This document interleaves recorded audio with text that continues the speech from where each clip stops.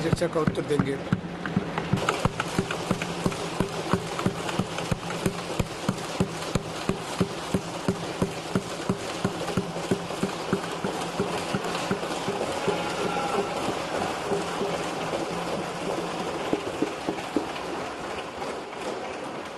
आदरणीय सभापति जी,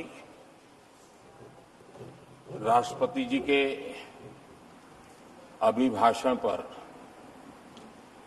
धन्यवाद देने के लिए मैं भी इस चर्चा में शामिल हुआ हूं। राष्ट्रपति महोदया के भाषण में देशवासियों के लिए प्रेरणा भी थी, प्रोत्साहन भी था और एक प्रकार से सत्य मार्ग को पुरस्कृत भी किया गया था। आदरणीय सभापति जी, पिछले 2-2.5 दिन में इस चर्चा में करीब 70 माननीय सांसदों ने अपने विचार रखे हैं। इस चर्चा को समृद्ध बनाने के लिए राष्ट्रपति महोदया के अभिभाषण को व्याख्यायित करने में आप सभी माननीय सांसदों ने जो योगदान दिया है, इसके लिए मैं आप सबका भी आभार व्यक्त करता हूं।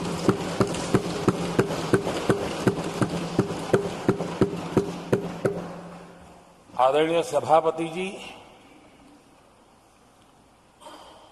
भारत की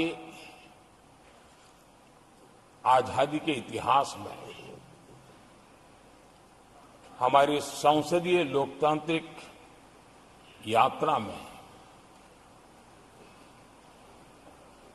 बहुत दशकों के बाद देश की जनता ने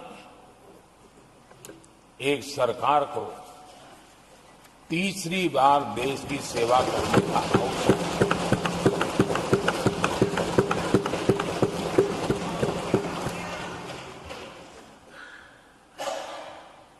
60 साल के बाद ये हुआ है कि 10 साल के बाद कोई एक सरकार फिर से उसकी वापसी हुई है। और मैं जानता हूं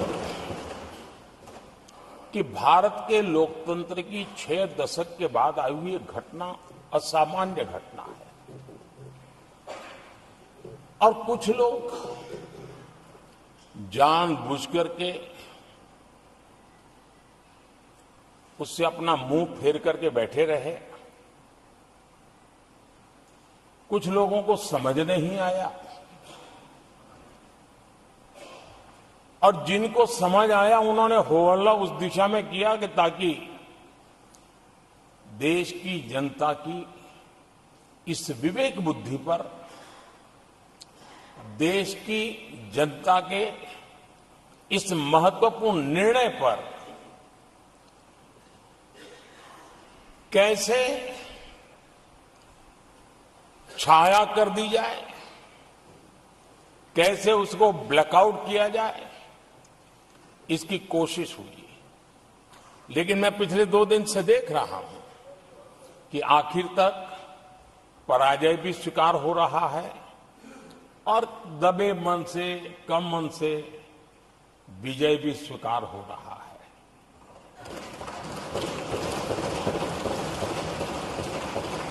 आदरणीय सभापति जी, कांग्रेस के हमारे कुछ साथियों को मैं हृदय से धन्यवाद करना चाहता हूं, क्योंकि नतीजे आए तब से हमारे एक साथी की तरफ से मैं देख रहा था, उनकी पार्टी उनको समर्थन तो नहीं कर रहे थे, लेकिन अकेले झंडा लेकर दौड़ रहे थे। और मैं कहता हूं, वो जो कहते थे उनके मुंह में घी शक्कर, और ये मैं क्यों कह रहा हूं? क्योंकि उन्होंने बार बार ढोल पीटा था 1/3 सरकार। इससे बड़ा सत्य क्या हो सकता है कि हमारे 10 साल हुए हैं, 20 और बाकी है। 1/3 हुआ है, 1/3 हुआ है, 2/3 बाकी है। और इसलिए उनकी इस भविष्यवाणी को लिए मैं उनके मुंह में घी सकता।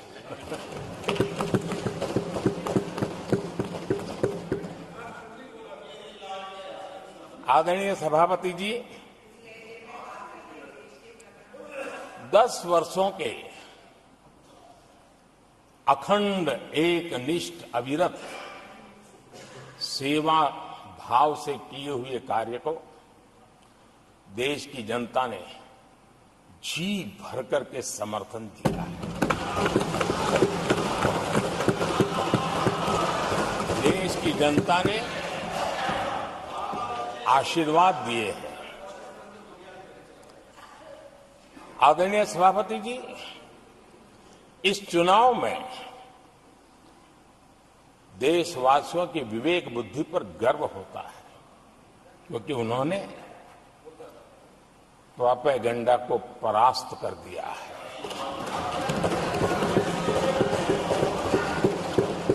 देश की जनता ने परफॉर्मेंस को प्राथमिकता दी है।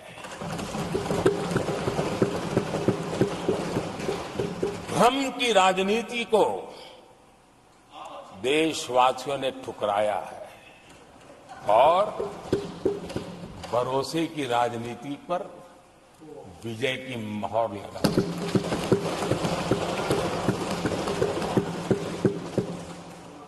आदरणीय सभापति जी, संविधान के 75वें वर्ष में हम प्रवेश कर रहे हैं। इस सदन के लिए भी ये पड़ाव विशेष है, क्योंकि इसे भी 75 साल हुए हैं और इसलिए एक सुभग संयोग है। आदरणीय सभापति जी, मेरे जैसे बहुत लोग हैं इस देश के सार्वजनिक जीवन में, जिनके परिवार में कोई गांव का सरपंच भी नहीं रहा है, गांव का प्रधान भी नहीं रहा है, राजनीति से कोई सरोकार नहीं रहा है, लेकिन आज अनेक महत्वपूर्ण पदों पर पहुंच करके देश की सेवा करता है। और उसका कारण बाबा साहब आम्बेडकर ने जो संविधान दिया है, उसने हम जैसे लोगों को अवसर दिया है। और मेरे जैसे अनेक लोग हैं जिनको बाबा साहब आम्बेडकर द्वारा दिए गए संविधान के कारण यहां तक आने का अवसर मिला है और जनता जनार्दन ने उस पर मोहर लगाई तो तीसरी बार आने का मौका मिल गया।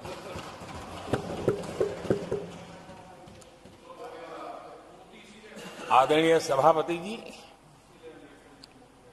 संविधान हमारे लिए ये कोई आर्टिकल्स का कंपाइलेशन मात्र नहीं है, हमारे लिए उसका स्पिरिट भी और उसके शब्द भी बहुत मूल्यवान है।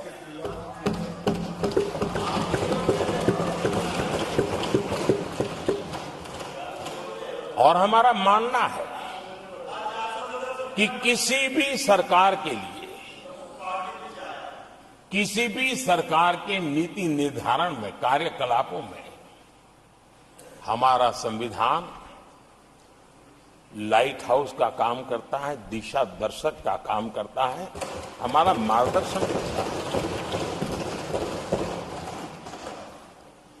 आदरणीय सभापति जी, मुझे याद है मैंने जब लोकसभा में हमारी सरकार की तरफ से कहा गया कि हम 26 नवंबर को संविधान दिवस के रूप में मनाएंगे, तो मैं हैरान हूं जो आज संविधान की प्रत लेकर के कूदते रहते हैं, दुनिया में लहराते रहते हैं, उन लोगों ने विरोध किया था 26 जनवरी तो है, तो संविधान दिवस क्यों लाए? और आज संविधान दिवस के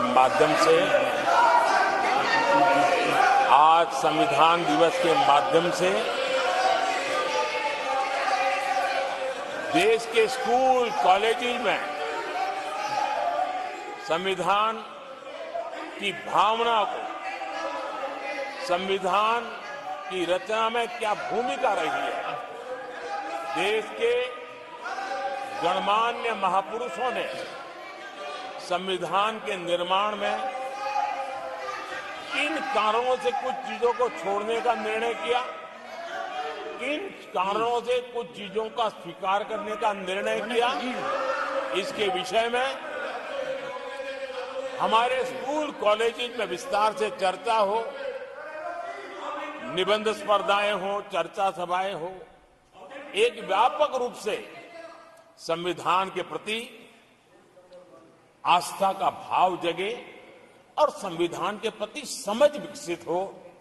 देशवासियों के लिए आने वाला पूरा कालखंड संविधान हमारी सबसे बड़ी प्रेरणा रहे, इसके लिए हम कोशिश करते रहे हैं। और अब जब 75 वर्ष में प्रवेश कर रहे हैं तो हमने इसे एक जन उत्सव के रूप में राष्ट्रव्यापी उत्सव मनाने का तय किया और इससे देश के कोने कोने में संविधान की भावना को, संविधान के पीछे जो मकसद है उसके विषय में भी देश को अवगत कराने का प्रयास है। आदरणीय सभापति जी,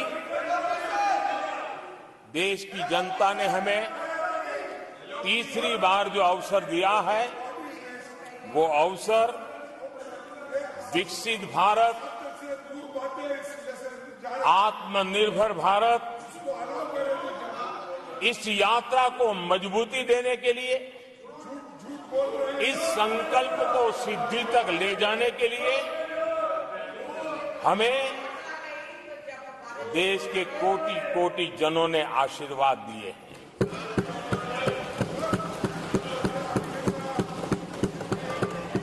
आदरणीय सभापति जी, ये चुनाव 10 वर्ष की सिद्धियों पर तो मोहर है ही, लेकिन ये चुनाव भविष्य के संकल्पों के लिए भी देश की जनता ने हमें चुना, क्योंकि देश की जनता का एकमात्र भरोसा हम पर होने के कारण आने वाले सपनों को, संकल्पों को सिद्ध करने के लिए हमें अवसर दिया। आदरणीय सभापति जी, देश भली भांति जानता है, देश ने पिछले 10 वर्षों में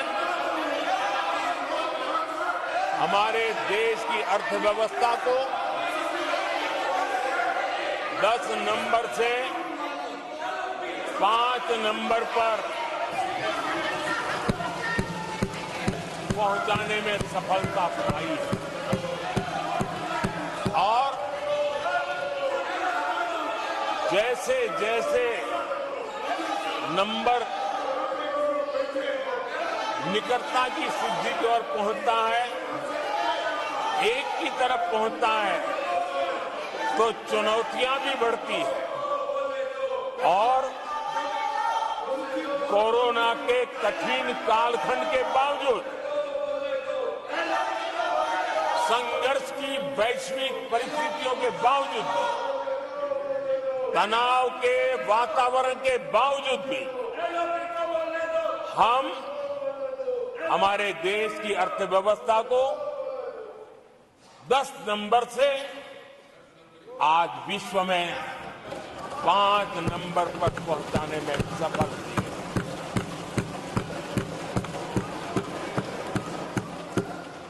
इस बार देश की जनता ने हमें 5 नंबर से 3 नंबर की इकोनॉमी पर पहुंचाने के लिए जनादेश दिया है और मुझे पक्का विश्वास है कि देश की जनता ने हमें जो जनादेश दिया है, हम भारत की अर्थव्यवस्था को विश्व के टॉप 3 में पहुंचा के रहेंगे।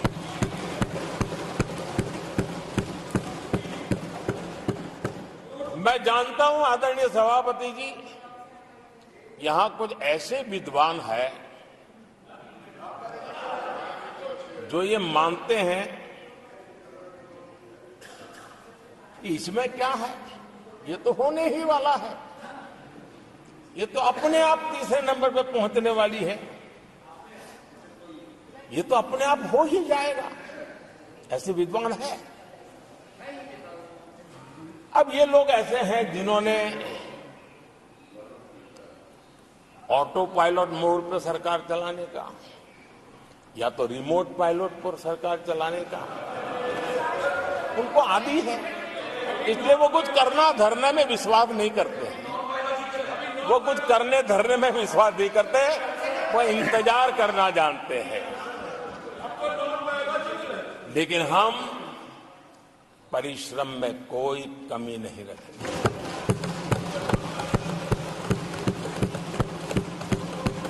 आने वाले वर्षों में पिछले 10 वर्षों में हमने जो किया है उसको गति भी बढ़ाएंगे, उसका विस्तार भी बढ़ाएंगे और गहराई भी होगी, ऊंचाई भी होगी और हम इस संकल्प को पूरा करेंगे। आदरणीय सभापति जी, चुनाव के दरमियान मैं देशवासियों को कहता था कि जो 10 साल हमने काम किया है, हमारे जो सपने और संकल्प है उसके हिसाब से तो ये एपेटाइजर है, मेन कोर्स तो अभी शुरू हुआ।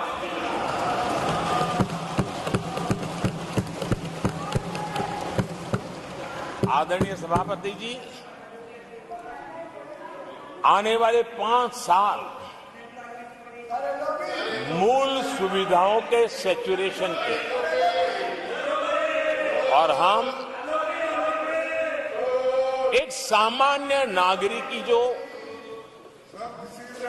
रोजमर्रा की जिंदगी की आवश्यकताएं होती हैं, एक गरिमापूर्ण जीवन जीने के लिए जिन व्यवस्थाओं की, जिन सुविधाओं की, जिस प्रकार के गवर्नेंस की आवश्यकताएं होती हैं, हम इन मूलभूत सुविधाओं के सैचुरेशन का युग के रूप में उसको परिवर्तित करना चाहते हैं।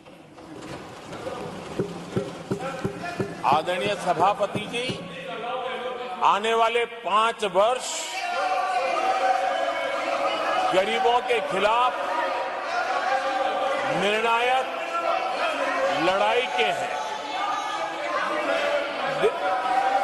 आने वाले 5 वर्ष गरीबी के खिलाफ गरीबों की लड़ाई, और मैं मानता हूं गरीब जब गरीबी के खिलाफ लड़ाई के लिए एक सामर्थ्य के साथ खड़ा हो जाता है तो गरीबों की गरीबी के खिलाफ की लड़ाई सफलता को प्राप्त करती है। और इसलिए आने वाले 5 साल गरीबी के खिलाफ लड़ाई के निर्णायक वर्ष है और यह देश गरीबी के खिलाफ लड़ाई में विजयी होकर के रहेगा, ये पिछले 10 साल के अनुभव के आधार पर मैं बहुत विश्वास से कह सकता हूं।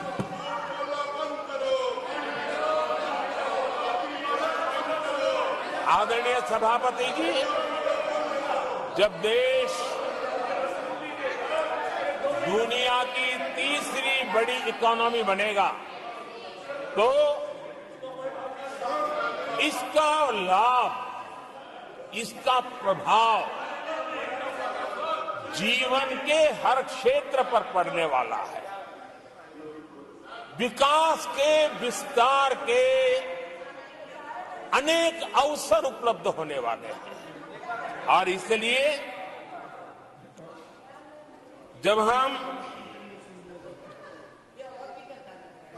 दुनिया की तीसरे नंबर की इकोनॉमी बनेंगे तब भारत के हर स्तर पर सकारात्मक प्रभाव तो होगा, लेकिन वैश्विक परिवेश में अभूतपूर्व प्रभाव पैदा होने वाला है।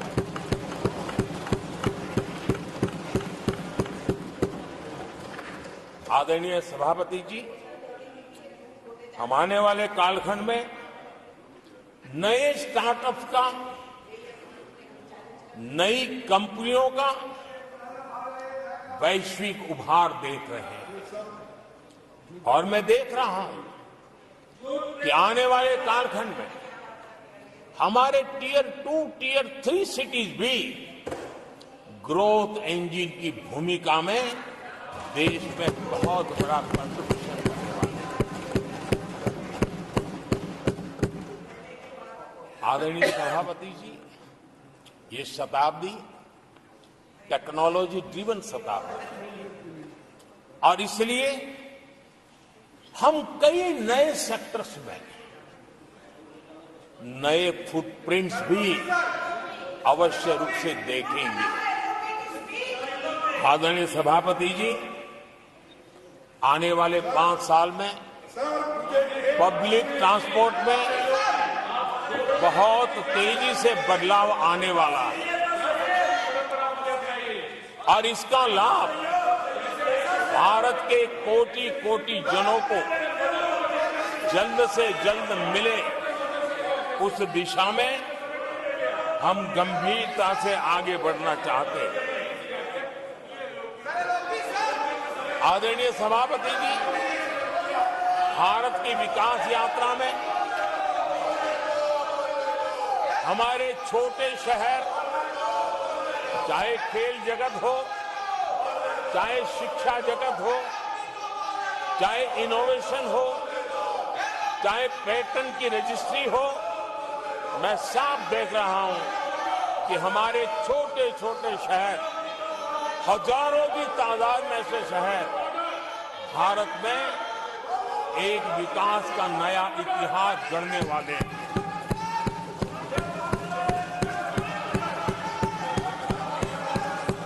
आदरणीय सभापति जी, मैंने पहले भी कहा है कि भारत के विकास यात्रा में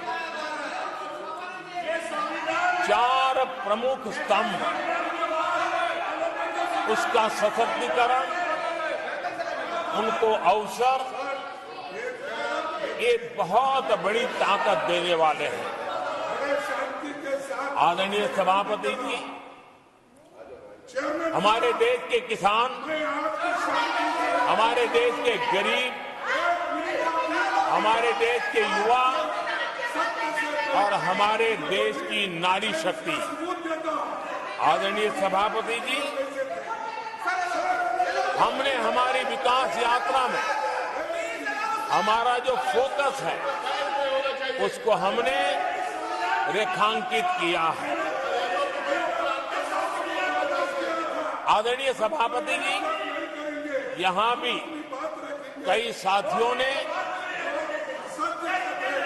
खेती और किसानी को लेकर के हर एक ने विस्तार से अपने विचार रखे हैं और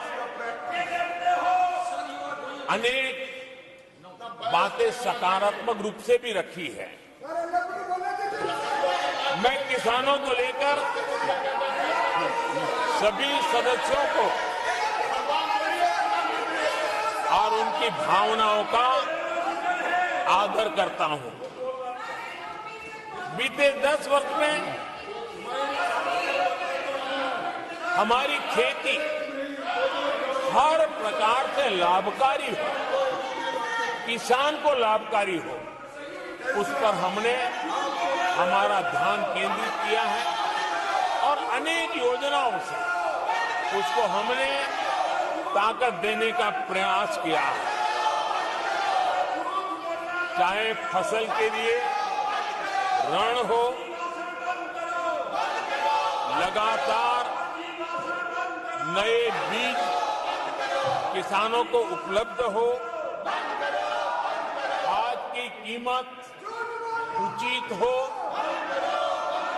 और फसल बीमा का लाभ पहले की सारी मुसीबतें दूर कर करके किसानों को सरलता से उपलब्ध हो, ऐसी व्यवस्था है।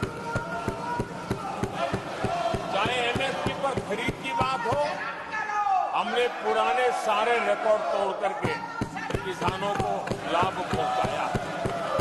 एक प्रकार से बीज से बाजार तक हमने किसानों के लिए हर व्यवस्था को बहुत माइक्रो प्लानिंग के साथ मजबूती देने का भरपूर भरसक प्रयास किया है और व्यवस्था को हमने चाक चौबंद किया है। आदरणीय सभापति जी, पहले हमारे देश में छोटे किसानों को किसान क्रेडिट कार्ड लोन पाना करीब करीब न के बराबर था, बहुत मुश्किल था। जबकि उनकी संख्या सबसे अधिक आज हमारी नीतियों के कारण, किसान क्रेडिट कार्ड के विस्तार के कारण, आदरणीय सभापति जी, हमने किसानी को एक व्यापक स्वरूप में देखा है और उस व्यापक स्वरूप में हमने किसान क्रेडिट कार्ड पशुपालकों को और मछुआरों को किसान क्रेडिट कार्ड का हमने लाभ मुहैया कराया है और इसके कारण हमारे किसानों का खेती के काम को, उसके विस्तार को भी मजबूती मिली। उस दिशा में भी हमने काम किया है। आदरणीय सभापति जी,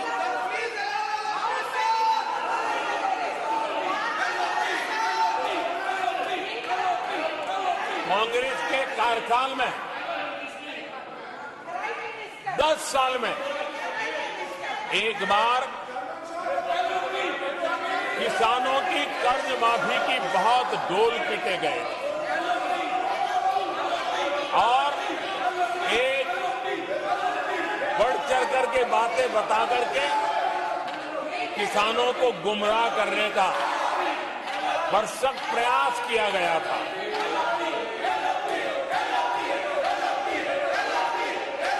और 7,000 करोड़ की कर्ज माफी, उसका इतना हल्ला मचाया था और एक अनुमान था कि उसके लाभार्थी करीब देश के 3 करोड़ किसान थे। सामान्य गरीब छोटे किसान का तो उसमें नामो निशान नहीं था। जिसको सबसे जरूरत थी, इसकी उनकी योजना में कोई परवाह नहीं थी और उन तक कोई लाभ पहुंच भी नहीं पाया था। लेकिन आदरणीय सभापति जी, जब किसान कल्याण हमारी सरकार के हृदय में, केंद्र में हो, तो नीतियां कैसी बनती हैं, कल्याण कैसे होता है, लाभ कैसे पहुंचता है, उसका मैं इस सदन को उदाहरण देना चाहता हूं। आदरणीय सभापति जी, हमने प्रधानमंत्री किसान सम्मान योजना चलाई और पीएम किसान सम्मान योजना का आपको नियमों की जानकारी है और ये आचरण सही नहीं है। 10 करोड़ किसानों को हुआ। मैं इसकी असंसदीय आचरण की भर्त्सना करता हूँ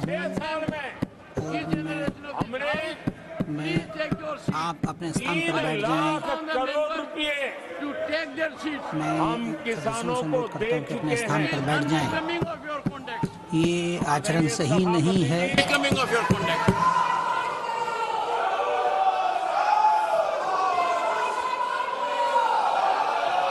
आदरणीय सभापति जी,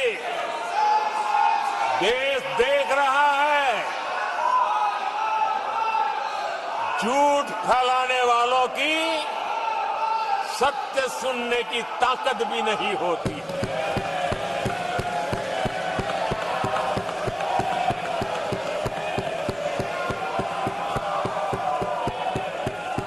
जिनका सत्य से मुकाबला करना, इसके लिए जिनके हौसले नहीं है, वो बैठ करके इतनी चर्चा के बाद उन्होंने उठाए हुए सवालों के जवाब भी सुनने की हिम्मत नहीं है। इन्होंने ये अपर हाउस को अपमानित कर रहे हैं। इस अपर हाउस की महान परंपरा को अपमानित कर रहे हैं। आदरणीय सभापति जी, देश की जनता ने हर प्रकार से उनको इतना पराजित कर दिया है कि अब उनके पास गली मोहल्ले में चीखने के सिवाय कुछ बचा नहीं। नारेबाजी, हो हल्ला और मैदान छोड़ के भाग जाना, यही उनके नसीब में लिखा हुआ है। माननीय सदस्यगण, अत्यंत दर्दनाक, पीड़ादायक, अमर्यादित आचरण से देखकर मैं हूं।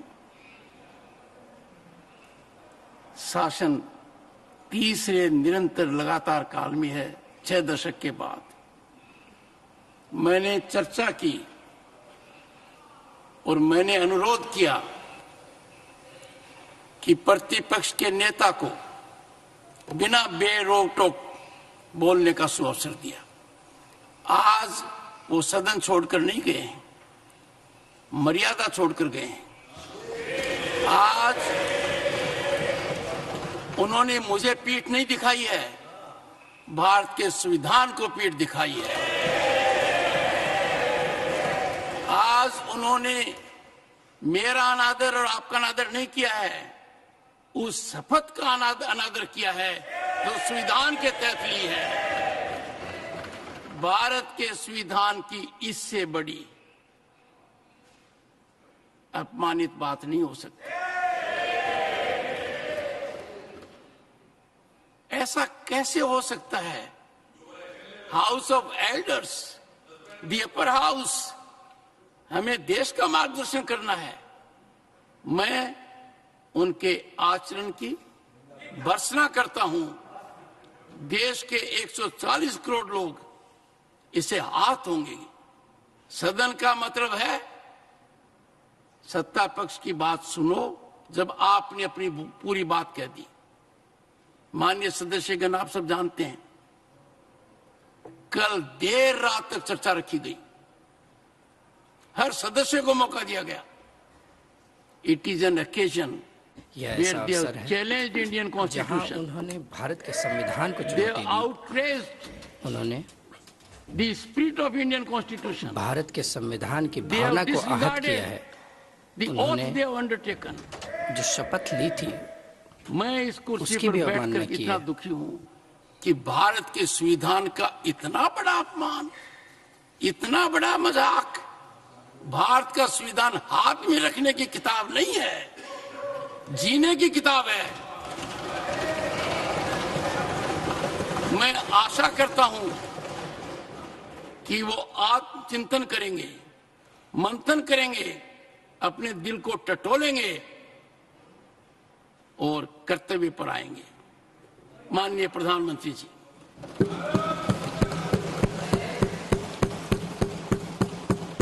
आदरणीय सभापति जी, आपकी वेदना मैं समझ सकता हूं।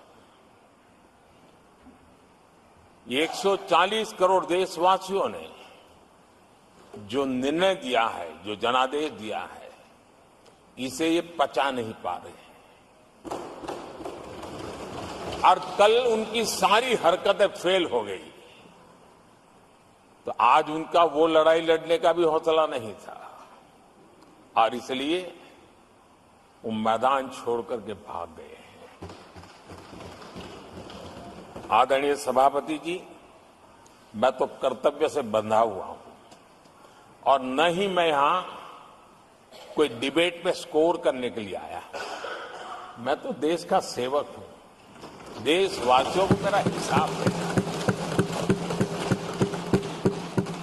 देश की जनता को मेरे पल पल का हिसाब देना, मैं उसे अपना कर्तव्य मानता हूं।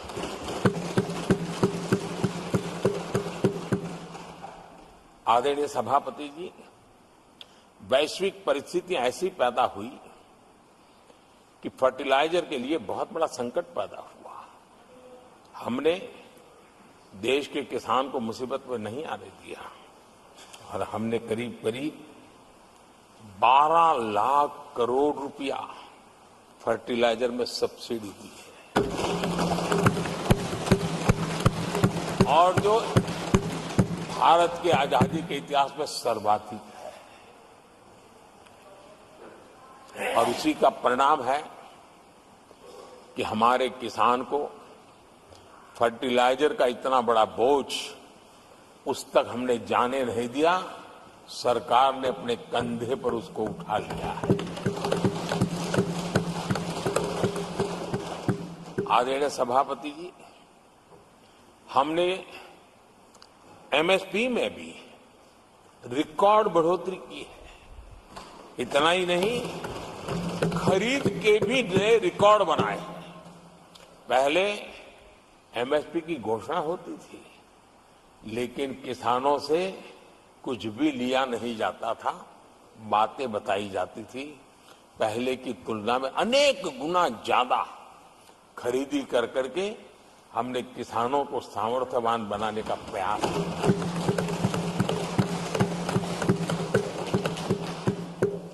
आदरणीय सभापति जी, 10 वर्षों में हमने कांग्रेस सरकार की तुलना में धान और गेहूं किसानों तक 2.5 गुना अधिक पैसा पहुंचाया और हम आने वाले 5 साल सिर्फ इसी का इंक्रीमेंटल वृद्धि करके रुकना नहीं चाहते हैं। हम नए नए क्षेत्रों को, उन कठिनाइयों का अध्ययन करके उसकी मुक्ति के लिए प्रयास कर रहे हैं और इसलिए आदरणीय सभापति जी, अन्न भंडारण का विश्व का सबसे बड़ा अभियान हमने हाथ लिया है और लाखों की तादाद में विकेंद्रित व्यवस्था के तहत अन्न भंडारणों की रचना करने की दिशा में काम चल पड़ा है। फल और सब्जी एक ऐसा क्षेत्र है, हम चाहते हैं किसान उस तरफ मुड़े और उसके भंडारण के लिए भी एक व्यापक इंफ्रास्ट्रक्चर की दिशा में हम काम कर रहे हैं। आदरणीय सभापति जी, सबका साथ सबका विकास इस मूल मंत्र को लेकर के हमने देश सेवा की हमारी यात्रा को निरंतर विस्तार देने का प्रयास किया है। देशवासियों को गरिमापूर्ण जीवन देना ये हमारी प्राथमिकता रही है। आजादी के बाद अनेक दशकों तक जिनको कभी पूछा नहीं गया, आज मेरी सरकार उनको पूछती तो है, उनको पूजती भी है।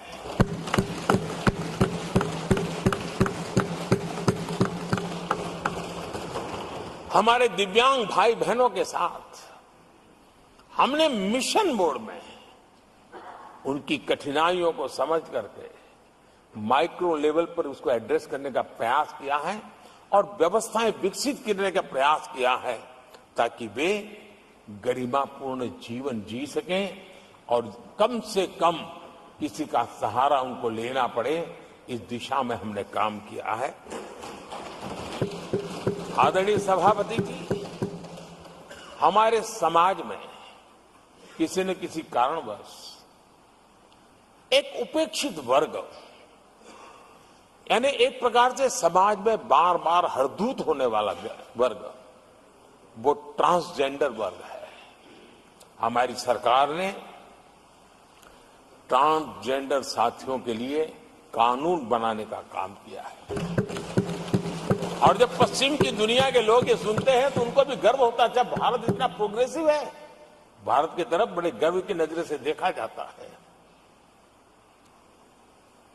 हमने उनको मुख्य धारा में लाने का प्रयास शुरू किया है। आपने देखा होगा पद्मा अवार्ड में भी ट्रांसजेंडर को अवसर देने में हमारी सरकार आगे आई है।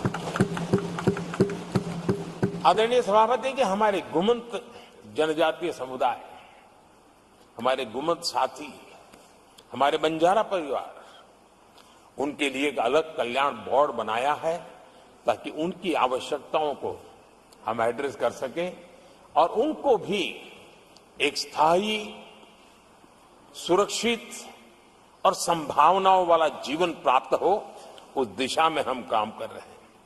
आदरणीय सभापति जी, हम एक शब्द लगातार सुनते आए हैं, पीवीटीजी, पीवीटीजी, पीवीटीजी। हमारे जनजातीय समूह में ये सबसे पीछे रहा हुआ और आजादी के इतने सालों के बाद भी जिन्होंने उनको निकट से देखा होगा, पता चलता है कि कैसी हालत में जीते हैं। उनकी तरफ किसी ने नहीं देखा। हमने एक विशेष व्यवस्था की है और पीएम जनमन योजना के तहत 24,000 करोड़ रुपए,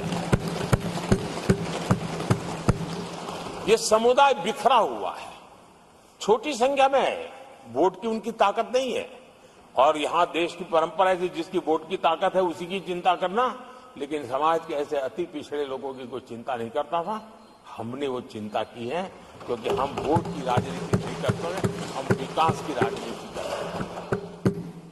आदरणीय सभापति जी, हमारे देश में पारंपरिक पारिवारिक कौशल्य भारत की विकास यात्रा का और व्यवस्था का एक अंग रहा है।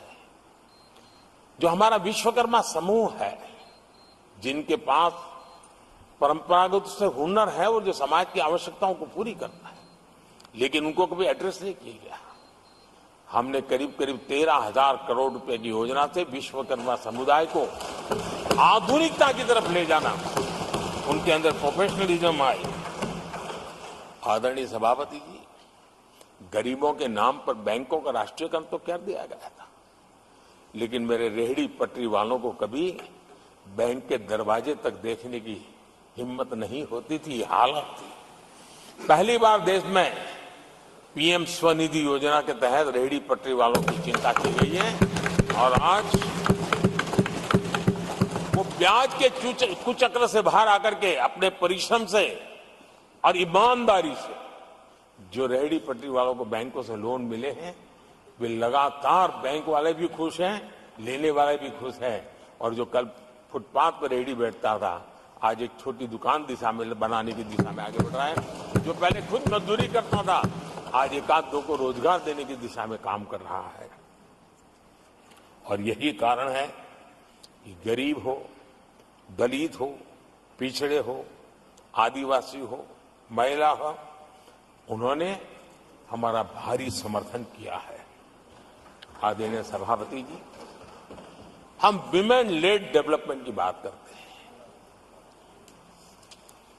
दुनिया के प्रगतिशील देशों के लिए भी विमेन डेवलपमेंट तो बहुत स्वाभाविक स्वीकार करते हैं, लेकिन विमेन लेड डेवलपमेंट की बात करते हैं तो उनके भी उत्साह में थोड़ी कमी नजर आती है। ऐसे समय भारत ने नारा नहीं, निष्ठा के साथ विमेन लेड डेवलपमेंट की ओर कदम बढ़ाए और महिला सशक्तिकरण का लाभ आज दिख रहा है, हर क्षेत्र में दिख रहा है और भारत की विकास यात्रा में वो कंट्रीब्यूट कर रहा है। मैं आदरणीय सांसद सुधा मूर्ति जी का आभार व्यक्त करता हूं कि कल उन्होंने चर्चा में महिलाओं के आरोग्य के विषय पर बल दिया था और उसका महात्म्य क्या है, उसकी आवश्यकता क्या है, पर बड़े विस्तार से उन्होंने कहा था।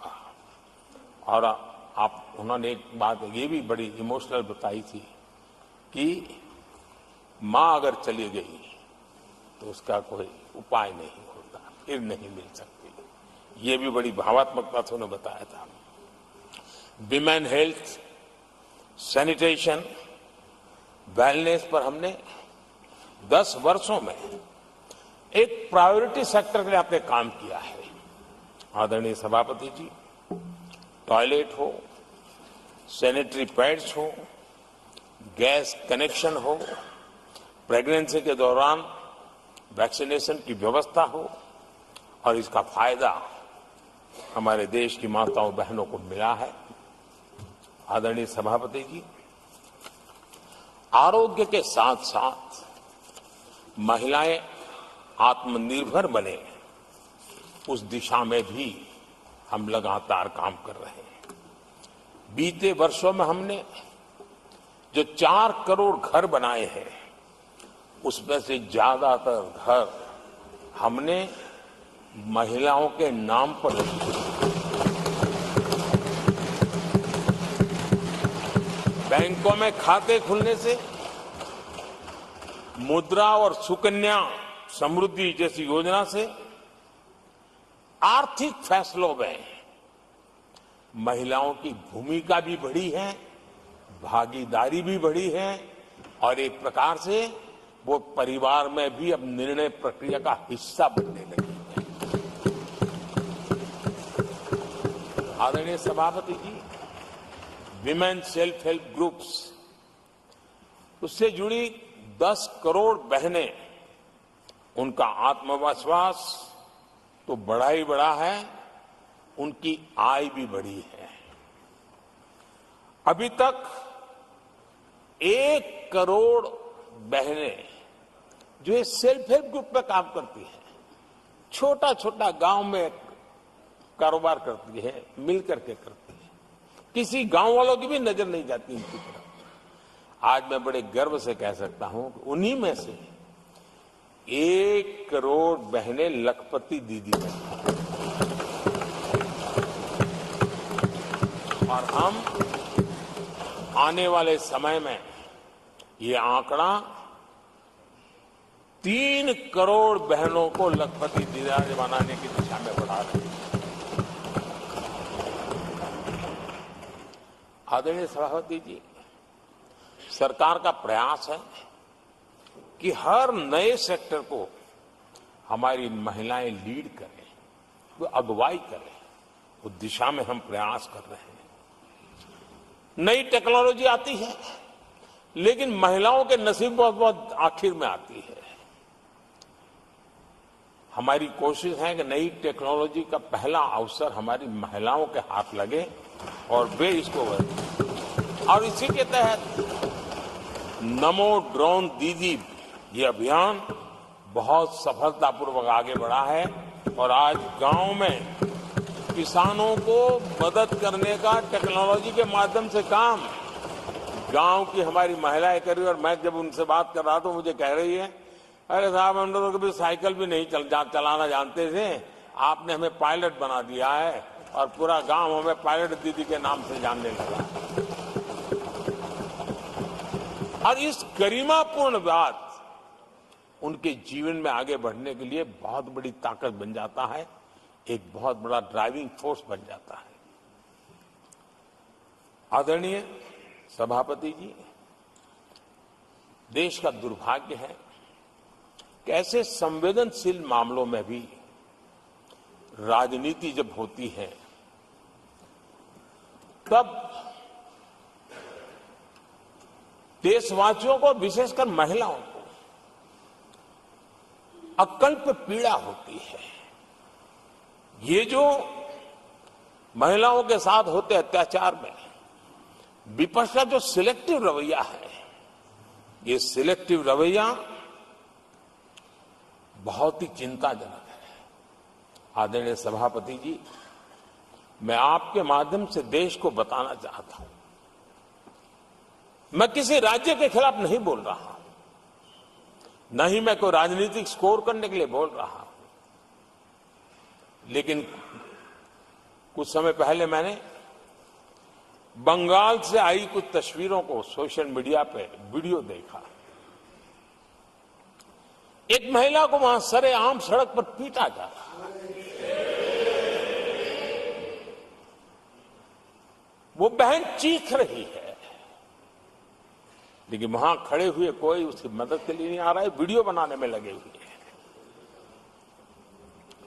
और जो घटना संदेश खाली में हुई, जिसकी तस्वीरें रोंगटे खड़े करने वाली है, लेकिन बड़े बड़े दिग्गज, मैं सुन रहा हूं कल से, इसके लिए पीड़ा उनके शब्दों में भी नहीं झलक रही है। इससे बड़ा शर्मिंदगी का दुखद चित्र क्या हो सकता है? और जो अपने आप को बहुत बड़े प्रगतिशील नारी नेता मानते हैं, वो भी मुंह पे ताले लगा करके बैठ गए, क्योंकि संबंध उनके राजनीतिक जीवन से जुड़े किसी दल से है या उस राज्य से है। और इसलिए आप महिलाओं पर हो रही पीड़ा को चुपचाप हो जाए। आदरणीय सभापति जी, मैं समझता हूं कि जिस प्रकार से दिग्गज लोग भी ऐसी बातों को नजरअंदाज करते हैं, तब देश को तो पीड़ा होती है, हमारी माताओं बहनों को ज्यादा पीड़ा होती है। आदरणीय सभापति जी, राजनीति इतनी सिलेक्टिव हो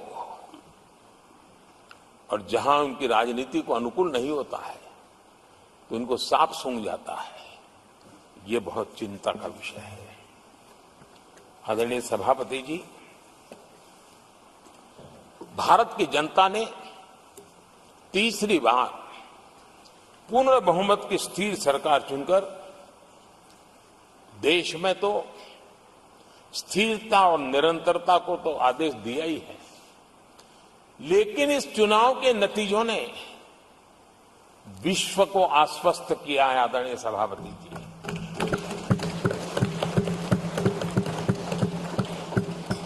और इस नतीजों के कारण भारत विश्व भर के निवेशकों के लिए एक बहुत बड़ा आकर्षण का केंद्र बनकर के उभर रहा है। इफ्स और बट्स का समय पूरा हो चुका और भारत में विदेश का निवेश भारत के नौजवानों के लिए रोजगार के नए अवसर लेके आता है। भारत के युवाओं की टैलेंट को विश्व के मंच पर ले जाने का एक अवसर बन जाता है। आदरणीय सभापति जी, honourable prime minister, honourable members, प्रधानमंत्री जी, the reply to the discussion on the motion of thanks on the president's address is underway. If the House agrees, जारी है। the lunch hour may be dispensed with to conclude the discussion. Do I have the leave of the House? to में भी dispense इस with the चर्चा lunch को hour करें। today. क्या सबकी सहमति है? Honorable Prime जी, Minister, माननीय प्रधानमंत्री जी। आपने मुझे भी एक मौका दिया है जो मेरे से पहले एक चेयरमैन को ही मिला है,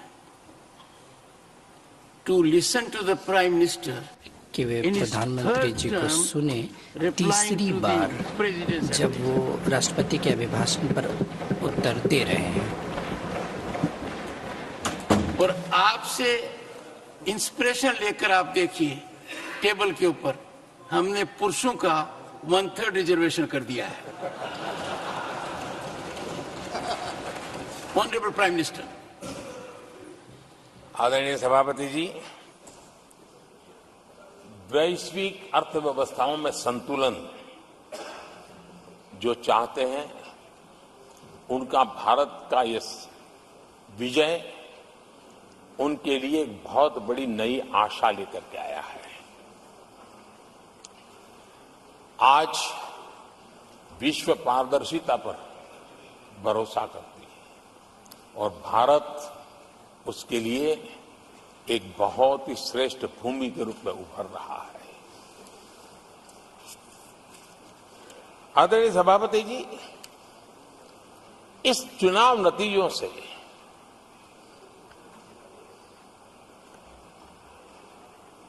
जो कैपिटल मार्केट है उसमें तो उछाल नजर आ ही रहा है, लेकिन दुनिया में भी बहुत बड़ा उमंग और आनंद का माहौल है। तो मैं अपने व्यक्तिगत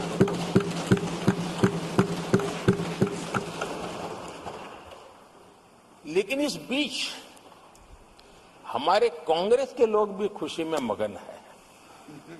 मैं समझ नहीं पाता हूं कि ये खुशी का कारण क्या है,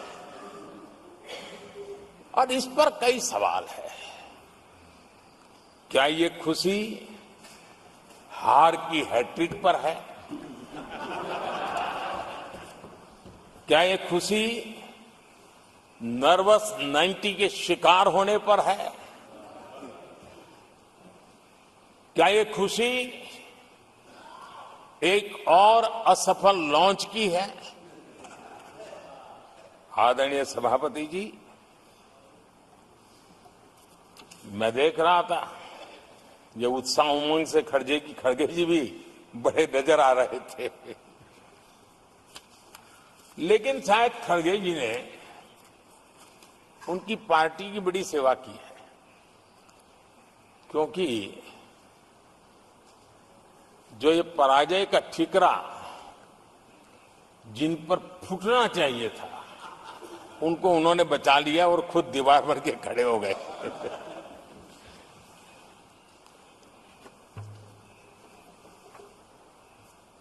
और कांग्रेस का रवैया ऐसा रहा है कि जब जब ऐसी परिस्थिति आती है तो दलित को, पिछड़े को ही ये मार झेलनी पड़ती है और वो परिवार बच निकल जाता है। इसमें भी यही नजर आ रहा है। इन दिनों आपने देखा होगा लोकसभा में स्पीकर के चुनाव का मसला हुआ, उसमें भी पराजय तो तय थी, लेकिन आगे किसको किया? तो एक दलित को बड़ी चलाने के लिए खेल खेला उन्होंने। उनको मालूम था कि वो पराजित होने वाले, लेकिन उन्हीं को आगे किया। राष्ट्रपति उपराष्ट्रपति पद के चुनाव थे तो 2022 में उन्होंने उपराष्ट्रपति पद के लिए सुशील कुमार शिंदे जी को आगे किया, उनको मरवा दिया। दलित मरे, उनका कुछ जाता नहीं है। 2017 में हार तय थी तो उन्होंने मीरा कुमार को लगा दिया। पराजय हुआ, उनको पराजय झेलना पड़ा। कांग्रेस की एससी, एसटी, ओबीसी ये विरोधी मानसिकता है, जिसके कारण ये पूर्व राष्ट्रपति श्री रामनाथ कोविंद जी का अपमान करते रहे। इसी मानसिकता के कारण देश की पहली आदिवासी महिला राष्ट्रपति को भी उन्होंने अपमानित करना, विरोध करने में कोई कमी नहीं दी, और ऐसे शब्दों का प्रयोग किया जो कोई नहीं कर सकता है। आदरणीय सभापति जी, ये संसद ये उच्च सदन सार्थक वाद विवाद संवाद और इस मनोमंथन में से अमृत निकाल करके देशवासियों देने के लिए है। ये देश का सबसे बड़ा मंच माना जाएगा। लेकिन जब मैंने कई वरिष्ठ नेताओं की बातें सुनी पिछले 2 दिन में, सिर्फ मुझे ही नहीं पूरे देश को निराशा हुई है। यहां कहा गया कि ये देश के इतिहास का पहला चुनाव था जिसका मुद्दा संविधान की रक्षा था। मैं जरा उन्हें याद कराना चाहता हूं, क्या अब भी ये फेक नैरेटिव चलाते रहोगे क्या आप भूल गए 1977 का चुनाव? अखबार बंद थे, रेडियो बंद थे, बोलना भी बंद था और एक ही मुद्दे पर देशवासियों ने वोट किया था, लोकतंत्र की पुनर्स्थापना के लिए वोट किया था। संविधान की रक्षा के लिए पूरे विश्व में इससे बड़ा कोई चुनाव नहीं हुआ है और भारत के लोगों की रगों में लोकतंत्र किस प्रकार से जीवित है वो 1977 के चुनाव ने दिखा दिया। लेकिन आप गुमराह करे हो देश को। मैं मानता हूं कि संविधान की रक्षा का वो सबसे बड़ा चुनाव था और उस समय देश की विवेक बुद्धि ने संविधान की रक्षा के लिए उस समय सत्ता पर बैठे हुए लोगों को उखाड़ करके फेंक दिया था। और इस बार अगर संविधान की रक्षा का चुनाव था तो देशवासियों ने संविधान की रक्षा के लिए हमें योग्य पाया है।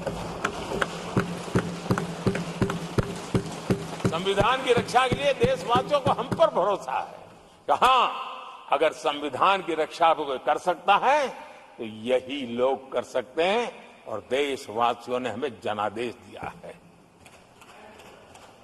आदरणीय सभापति जी,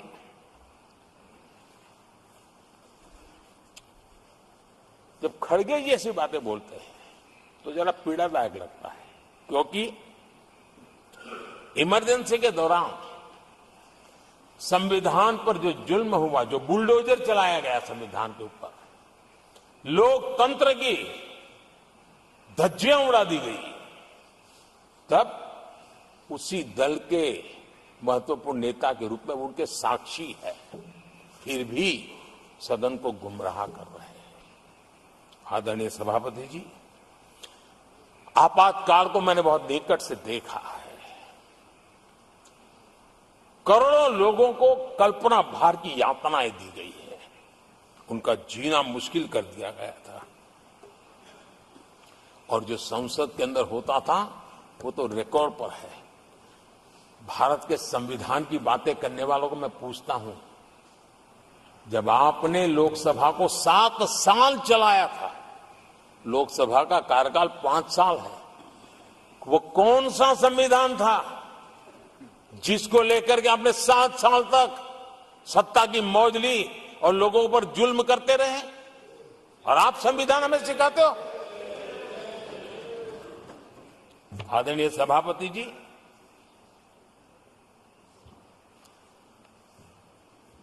दर्जनों आर्टिकल्स पर, यानी संविधान की आत्मा को छिन्न विच्छिन्न करने का पाप इन्हीं लोगों ने उस कालखंड में किया था। 38वां, 39वां और 42वां संविधान संशोधन, और उस संशोधन में यानी मिनी कॉन्स्टिट्यूशन, यानी मिनी कॉन्स्टिट्यूशन के रूप में कहा जाता था। ये सब क्या था? आपके मुंह में संविधान की रक्षा शब्द शोभा नहीं देता है। ये पाप कर करके आप बैठे हुए लोग हो। इमरजेंसी में पिछली सरकार में 10 साल ये कैबिनेट में थे खड़गे जी, क्या हुआ था? प्रधानमंत्री संवैधानिक पद है, प्रधानमंत्री के पद के ऊपर एनएसी बैठ जाना, ये कौन से संविधान में चलाए थे व्यवस्था? किस संविधान में से बनाया था आप लोगों ने? आपने देश के प्रधानमंत्री पद की गरिमा को चकनाचूर कर दिया था और रिमोट पायलट बनकर के आप उसके माथे पर बैठ गए थे। कौन सा संविधान आपको अनुमति देता है? आदरणीय सभापति जी, जरा ये बताएं हमको, वो कौन सा संविधान है जो एक सांसद को कैबिनेट के निर्णय को सार्वजनिक रूप से फाड़ देने का हक दे देता है? वो कौन सा संविधान था? किस हैसियत से बना गया था? आदरणीय सभापति जी, हमारे देश में लिखित रूप में प्रोटोकॉल की व्यवस्था है। राष्ट्रपति, उपराष्ट्रपति, प्रधानमंत्री, स्पीकर सब कैसे कहां होते हैं? कोई मुझे बताएं कि संविधान की मर्यादाओं को तार तार करके प्रोटोकॉल में एक परिवार को प्राथमिकता कैसे दी जाती थी? कौन सा संविधान था? संवैधानिक पदों पर बैठे हुए लोगों बाद में, एक परिवार के लोग पहले। कौन से संविधान की मर्यादा रखी थी आपने? और आज संविधान की बातें करते हैं, संविधान लहराते हैं, जय संविधान कहते हैं। अरे आप लोग तो India is Indira, Indira is India के नारे लगा करके जिए हो। आपको संविधान की कोई आदर भाव कभी व्यक्त कर नहीं पाए हो। आदरणीय सभापति जी, मैं बहुत गंभीरता से कह रहा हूं कि देश में कांग्रेस संविधान की सबसे बड़ी विरोधी है। उसके जहन में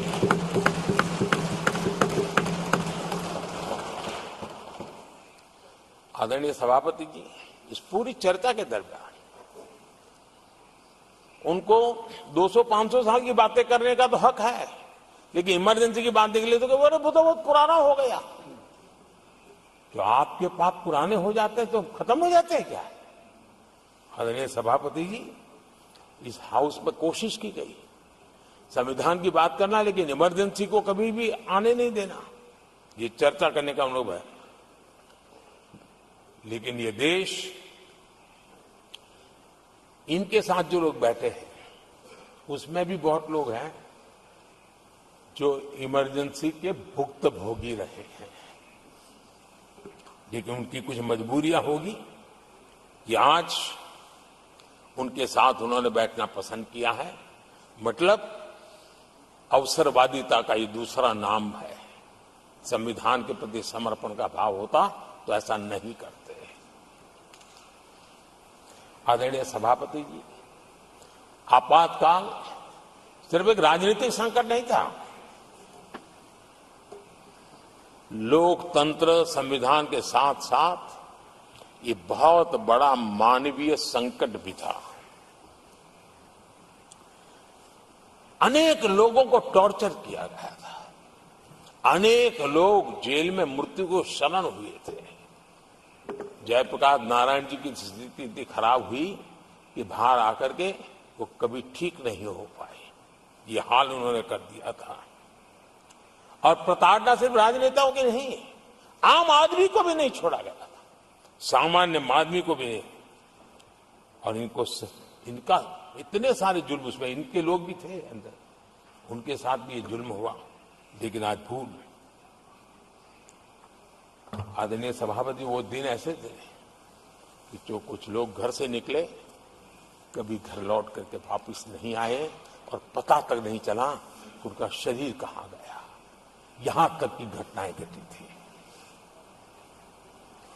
आदरणीय सभापति जी, ये बहुत सी पार्टियां जो उनके साथ बैठी हैं, वो अल्पसंख्यकों की आवाज होने का जरा दावा करते और बड़े ज्यादा चिल्ला करके बोलते हैं।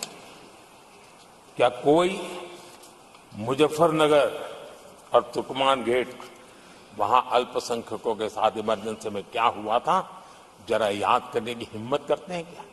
बोलने की हिम्मत करते हैं क्या? आदरणीय सभापति जी, और ये कांग्रेस को क्लीन चिट दे रहे हैं। कैसे देश उनको माफ करेगा?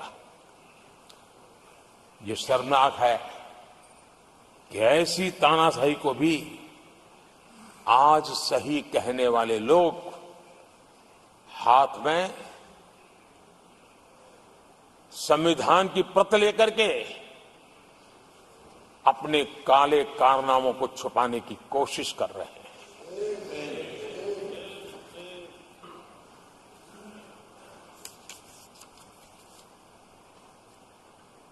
आदरणीय सभापति जी, उस समय कई अलग छोटे छोटे राजनीतिक दल थे, ये इमरजेंसी के खिलाफ लड़ाई के मैदान में उतरे थे और धीरे धीरे उन्होंने अपनी जमीन बनाई थी। आज वो कांग्रेस का सहयोग कर रहे हैं और मैंने कल लोकसभा में कहा था, अब कांग्रेस का परजीवी युग शुरू हुआ है। ये परजीवी कांग्रेस है, जहां वो खुद अकेले लड़े वहां उनका स्ट्राइक रेट शर्मजनक है और जहां किसी के सहारे, किसी के कंधे पर बैठने का मौका मिला, वहीं पर से बच करके आए हैं। देश की जनता ने आज भी उनको स्वीकार नहीं किया है, वो किसी की आड़ में आए हैं। ये कांग्रेस परजीवी है, किसी और के कारण सहयोगी दलों के वोट खा करके वो जरा फली फूली है ऐसा दिखता है। और कांग्रेस का परजीवी होने का कारण उनके अपने कारनामों से है। वे देश की जनता का विश्वास नहीं लेता है, वो जोड़ तोड़ करके बचने का रास्ता खोज रहे हैं। जनता जनार्दन का विश्वास जीतने के लिए इनके पास कुछ नहीं है, इसलिए फेक नैरेटिव के द्वारा, फेक वीडियो के द्वारा देश को भ्रमित करके, गुमराह करके अपने कारनामे करने की आदत है। आदरणीय सभापति जी, इस सदन में,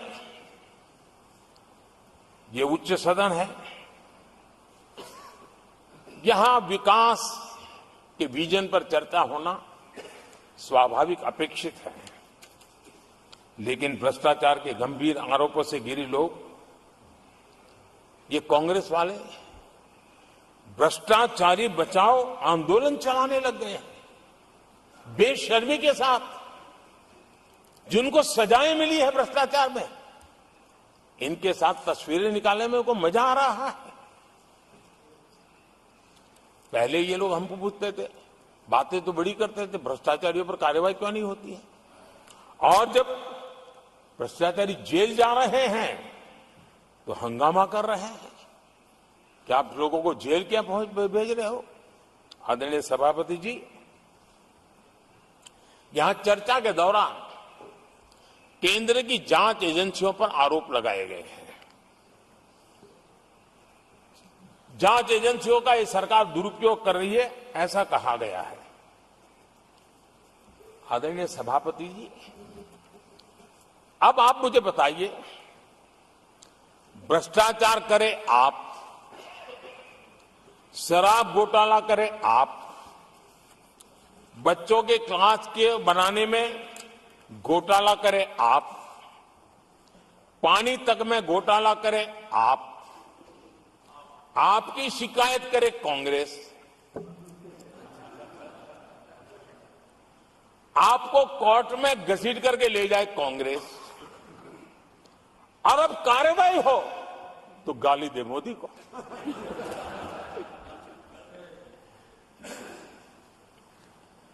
और अब आपस में जरा साथी बन गए हैं लोग। और हिम्मत है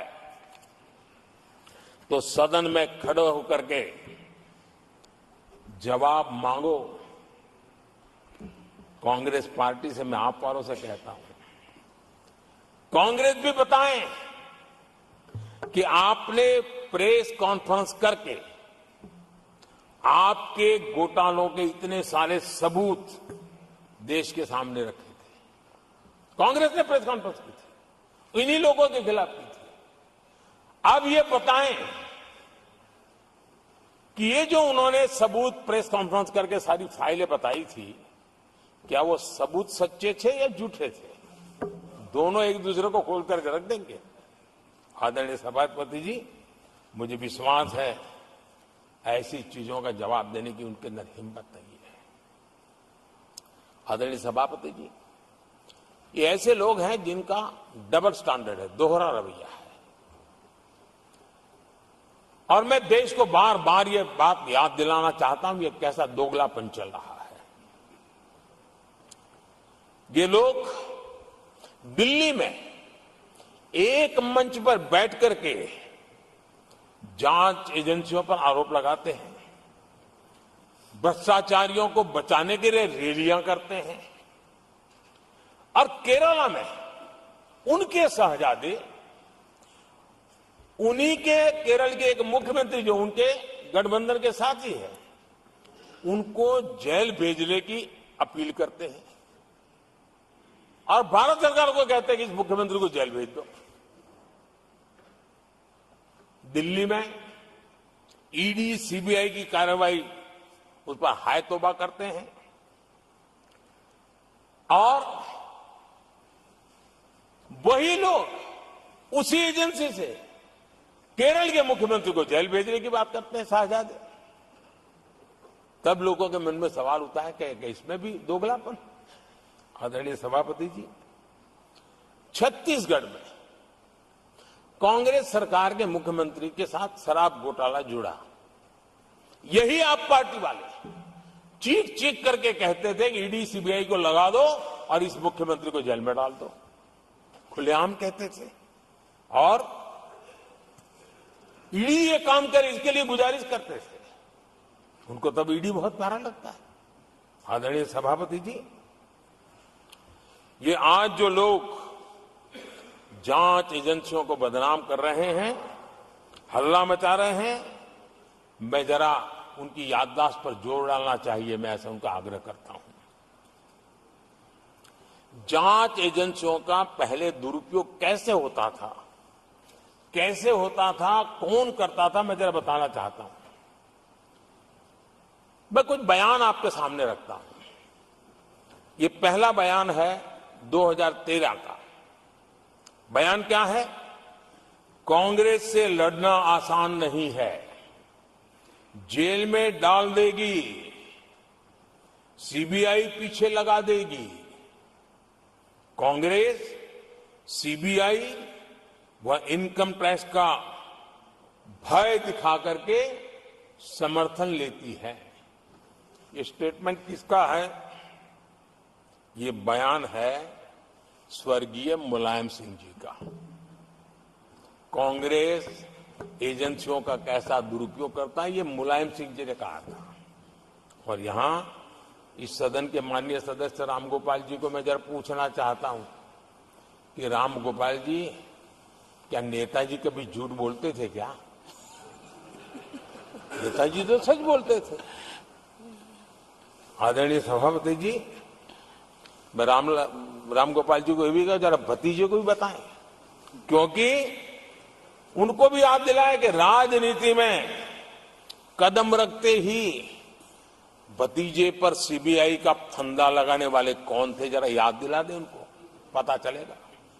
आदरणीय सभापति जी, मैं एक और बयान पढ़ता हूं। ये भी साल 2013 का है।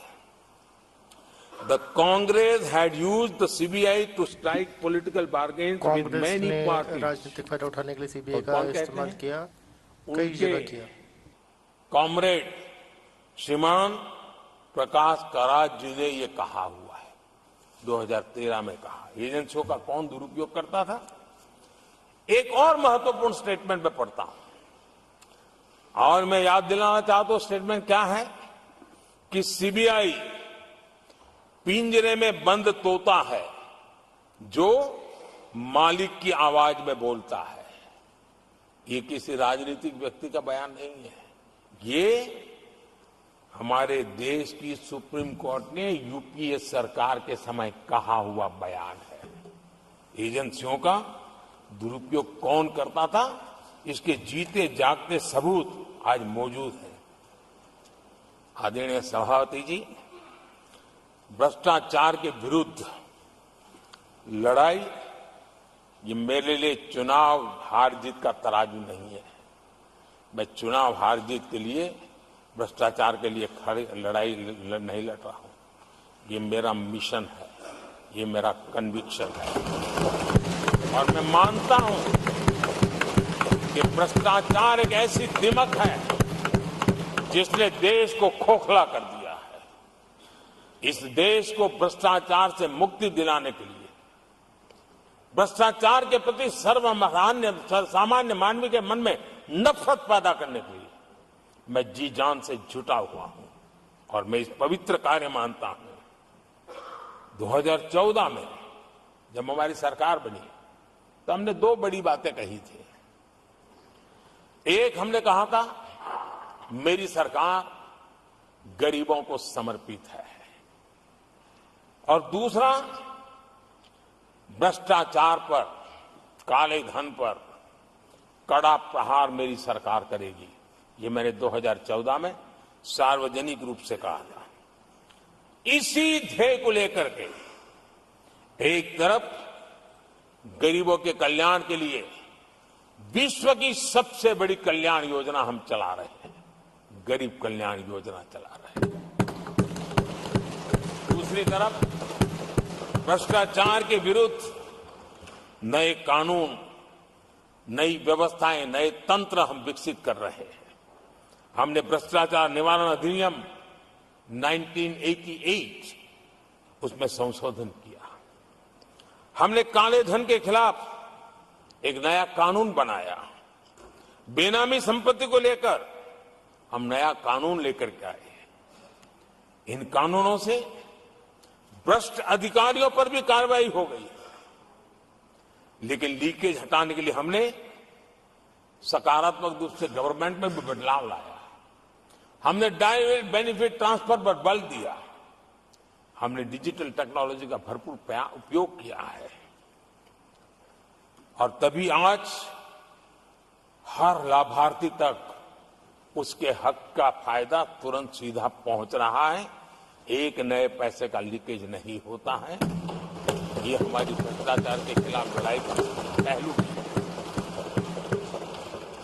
और जब सामान्य नागरिक को ये व्यवस्था मिलती है तब उसका लोकतंत्र पे भरोसा बढ़ता है, उसको सरकार में अपनापन महसूस होता है, और जब अपनापन महसूस होता है ना, तब तीसरी बार बैठने का मौका मिलता है। आदरणीय सभापति जी,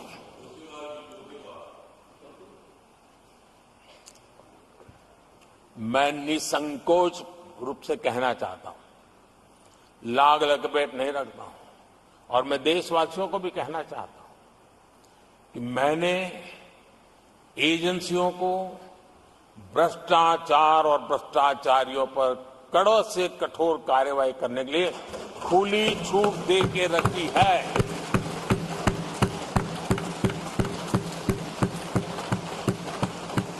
सरकार कहीं पर भी टांग नहीं अड़ाएगी। हां, वो ईमानदारी से काम करे, ईमानदारी के लिए काम करे, ये मेरी सूचना है। और आदरणीय सभापति जी, मैं फिर देशवासियों को कहना चाहता हूं, कोई भी भ्रष्टाचारी कानून से बच करके नहीं निकलेगा, ये मोदी की गारंटी है। आदरणीय सभापति जी, राष्ट्रपति जी ने अपने संबोधन में पेपर लीक को एक बड़ी समस्या बताया है। मेरी अपेक्षा थी कि सारे दल दलीय राजनीति से ऊपर उठकर इस पर अपनी बात रखते, लेकिन दुर्भाग्य से इतना संवेदनशील महत्वपूर्ण मुद्दा भी, मेरे देश के नौजवानों के भविष्य के साथ जुड़ा मुद्दा भी इन्होंने राजनीति के भेंट चढ़ा दिया। इससे बड़ा दुर्भाग्य क्या हो सकता है। मैं देश के नौजवानों को आश्वस्त करता हूं कि आपको धोखा देने वालों को ये सरकार छोड़ने वाली नहीं है। मेरे देश के नौजवानों के भविष्य के साथ खिलवाड़ करने वालों को सख्त से सख्त सजा मिले, इसके लिए एक के बाद एक एक्शन लिए जा रहे हैं। संसद में इन गड़बड़ियों के खिलाफ सख्त कानून भी हमने बनाया है। हम पूरी सिस्टम को मजबूती दे रहे हैं कि भविष्य में मेरे देश के नौजवानों को आशंका भरी स्थिति में भी रहना न पड़े। पूरे विश्वास के साथ वो अपने सामर्थ्य को प्रदर्शित करें और अपने हक का प्राप्त करें, इस बात को लेकर के हम काम कर रहे हैं। आदरणीय सभापति जी, यहां कुछ आरोप लगाने की फैशन है, लेकिन कुछ आरोप ऐसे उसके जवाब घटनाएं खुद दे देती है और प्रत्यक्ष को प्रमाण की कोई जरूरत नहीं होती है। जम्मू कश्मीर में हाल में हुए लोकसभा चुनाव में मतदान के जो आंकड़े हैं वो पिछले 4 दशक के रिकॉर्ड को तोड़ने वाले हैं। और इसको सिर्फ कोई घर से गया बटन दबा के आया इतना नहीं है, भारत के संविधान को स्वीकृति देते हैं, भारत के लोकतंत्र को स्वीकृति देते हैं, भारत के इलेक्शन कमीशन को स्वीकृति देते हैं। ये बहुत बड़ी सक्सेस है आदरणीय सभापति। देशवासी जिस पल की प्रतीक्षा करते थे वो आज इतनी सहज सरलता के सामने दिख रही है। आदरणीय सभापति, बीते अनेक दशकों में बंद, हड़ताल, आतंकी धमकियां, इधर उधर बम धमाके की कोशिशें एक प्रकार से लोकतंत्र पर ग्रहण बनी हुई थी। आज इस बार लोगों ने संविधान पर अटूट विश्वास रखते हुए अपने भाग्य का फैसला लिया है। मैं जम्मू कश्मीर के मतदाताओं को विशेष रूप से बधाई देता हूं। आदरणीय सभापति जी, जम्मू कश्मीर में आतंकवाद से हमारी लड़ाई एक प्रकार से अंतिम दौर में है, अंतिम चरण में है। आतंक के बचे हुए नेटवर्क को भी हम सख्ती से नेस्त नाबूद करने के लिए पूरी व्यूहरचना के साथ आगे बढ़ रहे हैं। बीते 10 वर्षों में पहले की तुलना में आतंकी घटनाओं में बहुत गिरावट आई है। अब पत्थरबाजी की खबरें भी शायद ही किसी कोने में एक आध बार आ जाए तो आ जाए। अब जम्मू कश्मीर में आतंक और अलगाव खत्म हो रहा है और इस लड़ाई में जम्मू कश्मीर के नागरिक हमारी मदद कर रहे हैं, नेतृत्व कर रहे हैं। ये सबसे जरा विश्वास पैदा करने वाली बात है। आज वहां टूरिज्म नए रिकॉर्ड बना रहा है, निवेश बढ़ रहा है। आदरणीय सभापति जी, आज जो नॉर्थ ईस्ट को लेकर सवाल उठाते हैं, उन्होंने नॉर्थ ईस्ट को अपने हाल पर छोड़ के रखा था, क्योंकि उनकी जो चुनावी हिसाब किताब होता है, नॉर्थ ईस्ट से इतनी ही लोकसभा की सीटें हैं, क्या उससे राजनीति में फर्क पड़ता है? कभी कोई परवाह नहीं। उसे उनके नसीब पर छोड़ दिया था। हम नॉर्थ ईस्ट को आज देश के विकास का एक सशक्त इंजन बनाने की और ताकत से लगे। नॉर्थ ईस्ट पूर्वी एशिया के साथ ट्रेड, टूरिज्म और कल्चरल कनेक्टिविटी उसका गेटवे बन रहा है। और ये जो कहते हैं ना 21वीं सदी भारत की सदी, उसमें ये इनिशिएटिव बहुत बड़ा रोल प्ले करने वाला है। ये हमें स्वीकार करना होगा। आदरणीय सभापति जी, हमने नॉर्थ ईस्ट में गत 5 वर्ष में जो काम किया है, और अगर पुराने कांग्रेस के हिसाब से साथ उसको अगर तुलना कर दी जाए, हमने जितना काम 5 साल में किया है, इतना अगर उनको करना होता ना तो कम से कम 20 साल लग जाते, एक पीढ़ी और चली जाती। हमने इतना तेजी से काम किया है। आज नॉर्थ ईस्ट की कनेक्टिविटी उसके विकास का मूलभूत आधार है, उसको हमने प्राथमिकता दी है। और आज भूतकाल के सारे इंफ्रास्ट्रक्चर से कई गुना आगे हम निकल चुके हैं और हमने उसको करके दिखाया है। आदरणीय सभापति जी, नॉर्थ ईस्ट में स्थायी शांति के लिए 10 वर्षों में अनेक प्रयास किए गए हैं और निरंतर प्रयास किए गए हैं। बिना रुके, बिना थके, हर एक को विश्वास में लेते हुए में प्रयास किए गए और उसकी चर्चा कम हुई है देश में, लेकिन परिणाम बहुत ही आशा पैदा करने वाले निकले हैं। राज्यों के बीच सीमा विवाद संघर्षों को जन्म देता रहा है और आजादी से अब तक ये निरंतर चलता रहा है। हमने राज्यों को साथ बिठा करके सहमति के साथ जितने सीमा विवाद खत्म कर सकते हैं एक के बाद एक अकॉर्ड करते जा रहे हैं। रिकॉर्डेड है, सहमति की रिकॉर्ड है और उसके लिए जो सीमाओं में किसी को उधर जाना है, किसी को यहां आना है, कहीं रेखा यहां बनानी, कहीं रेखा वहां, वो सारे काम कर चुके हैं। आदरणीय सभापति जी, ये नॉर्थ ईस्ट की बहुत बड़ी सेवा है। हिंसा से जुड़े संगठन, जो हथियारबंद गिरोह थे, जो वहां लड़ाई लड़ते रहते थे, अंडरग्राउंड रह के लड़ाई लड़ते थे, हर व्यवस्था को चुनौती देते थे, हर काउंटर ग्रुप को चुनौती देते थे, खून खराबा होता रहता था। आज उनको साथ लेकर के स्थायी समझौते हो रहे हैं, शस्त्र सरेंडर हो रहे हैं। जो गंभीर गुनाहों के अंदर हैं वो जेल जाने के लिए तैयार हो रहे हैं, अदालत को फेस करने के लिए तैयार हो रहे हैं। न्याय तंत्र के प्रति भरोसा बढ़ना, संविधान के प्रति भरोसा बढ़ना, भारत के लोकतंत्र के प्रति भरोसा बढ़ना, भारत के गवर्नमेंट की रचना पे भरोसा करना, ये इसमें से अनुभव होता है और आज हो रहा है। आदरणीय सभापति जी, मणिपुर के संबंध में मैंने पिछले सत्र में विस्तार से बात कही थी, लेकिन आज मैं फिर से एक बार दोहराना चाहता हूं।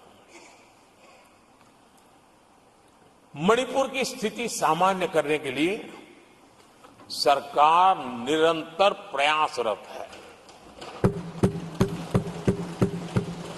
वहां जो कुछ भी घटनाएं घटी, 11,000 से ज्यादा एफआईआर की गई है। मणिपुर छोटा सा राज्य है, 11,000 एफआईआर की गई है, 500 से ज्यादा लोग अरेस्ट हुए हैं। आदरणीय सभापति जी, इस बात को भी हमें स्वीकार करना होगा कि मणिपुर में लगातार हिंसा की घटनाएं कम होती जा रही है। इसका मतलब शांति का आशा रखना, शांति पे भरोसा करना संभव हो रहा है। आज मणिपुर के अधिकांश हिस्सों में आम दिनों की तरह स्कूल चल रहे हैं, कॉलेज चल रहे हैं, दफ्तर और दूसरे संस्थान खुले रहे हैं। आदरणीय सभापति जी, मणिपुर में भी जैसे देश के अन्य भागों में परीक्षाएं हुई, वहां भी परीक्षाएं हुई है और बच्चों का अपनी विकास यात्रा जारी रखी है। आदरणीय सभापति, केंद्र और राज्य सरकार सभी से बातचीत करके शांति के लिए, सौहार्द रास्ता खोलने के लिए लगातार प्रयास कर रही है। छोटे छोटे इकाइयों को जोड़ करके इन ताने बाने को गूंथना एक बहुत बड़ा काम है और शांतिपूर्ण तरीके से हो रहा है। बीते समय में पहले की सरकारों में ऐसा नहीं हुआ है। गृह मंत्री स्वयं कई दिनों तक वहां रहे हैं, गृह राज्य मंत्री हफ्तों तक वहां रहे और बार बार वहां जाकर के संबंधित लोगों को जोड़ने का प्रयास करते रहे हैं। आदरणीय सभापति जी, पॉलिटिकल लीडरशिप तो है ही, लेकिन सरकार के सभी वरिष्ठ अधिकारी जिसका जिसका इन काम से संबंध है, वे लगातार वहां फिजिकल जाते हैं लगातार वहां संपर्क में रहते हैं और समस्या के समाधान के लिए हर प्रकार से प्रयासों को बल दिया जा रहा है। आदरणीय सभापति जी, इस समय मणिपुर में बाढ़ का भी संकट चल रहा है और केंद्र सरकार राज्य सरकार के साथ मिलकर के पूरा सहयोग कर रही है। आज ही एनडीआरएफ की 2 टीमें वहां पहुंची है, यानी कि प्राकृतिक मुसीबत में भी केंद्र और राज्य मिलकर के मणिपुर की चिंता कर रहे हैं। आदरणीय सभापति जी, हम सभी को राजनीति से ऊपर उठ करके वहां की स्थिति को सामान्य बनाने में सहयोग करना चाहिए, ये हम सबका कर्तव्य है। आदरणीय सभापति जी, जो भी तत्व मणिपुर की आग में घी डालने की कोशिश कर रहे हैं, मैं उनसे आगाह करता हूं कि ये हरकतें बंद करें। एक समय आएगा मणिपुर ही उनको रिजेक्ट करने वाला है, ऐसे लोगों को। आदरणीय सभापति जी, जो लोग मणिपुर के इतिहास को जानते हैं, मणिपुर की घटनाक्रम को जानते हैं, उनको पता है कि वहां का सामाजिक संघर्ष का एक लंबा इतिहास रहा है।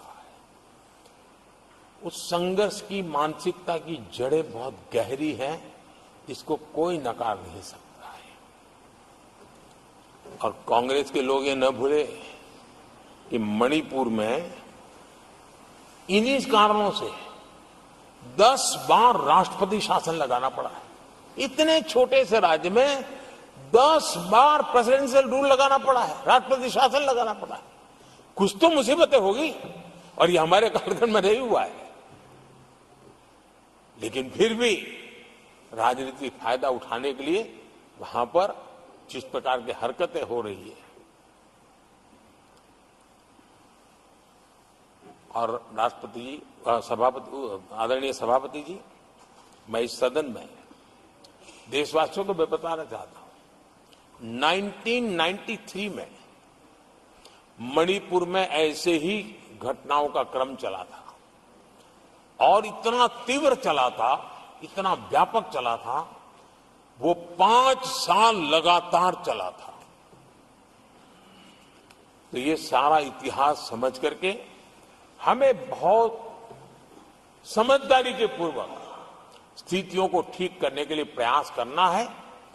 जो भी इसमें सहयोग देना चाहते हैं, हर एक का सहयोग भी हम लेना चाहते हैं, लेकिन हम सामान्य स्थिति को बरकरार रखने में, शांति लाने में भरपूर प्रयास कर रहे हैं। आदरणीय सभापति जी, ये मेरा सौभाग्य रहा है कि मैं